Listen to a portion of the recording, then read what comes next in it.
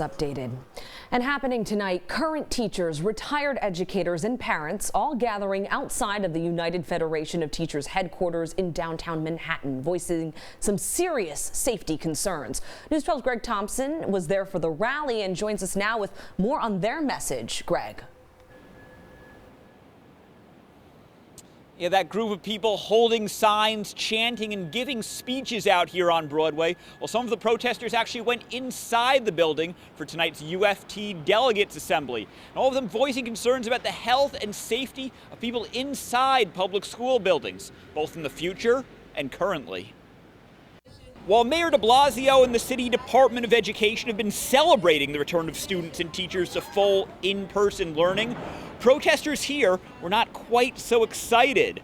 They say it seems like in-school policies on COVID are being made based on, quote, convenience instead of safety, and are calling on the UFT to fight harder for and the city to provide what they're calling a more wide-ranging remote option.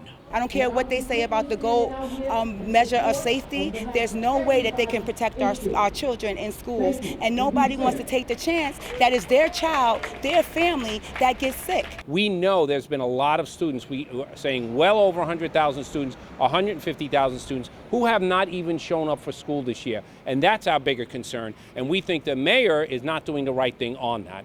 That was UFT President Michael Mulgrew agreeing with protesters, saying that they have been fighting for a better remote option.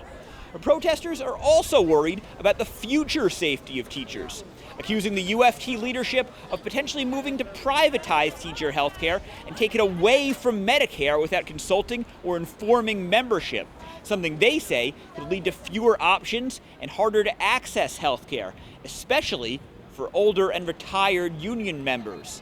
Mulgrew disputes that, saying everything has been done transparently. There's a lot of misinformation out in the world these days, and we know we're doing the right thing in terms of protecting, not just protecting our retirees' health care, but actually making sure that it becomes stronger by using the buying power of all New York City's unions.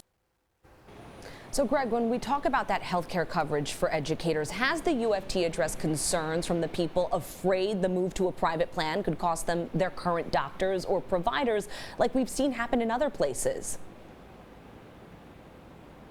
Yeah, we actually did reach out to the UFT about that for a statement, and they told us that any doctor or program that currently accepts Medicare would also be covered under that new program that they're currently discussing. Okay, so Greg, what about City Hall? Obviously, they have a big part in all of this, especially that remote option and whether or not to offer it. What do they have to say about all of this?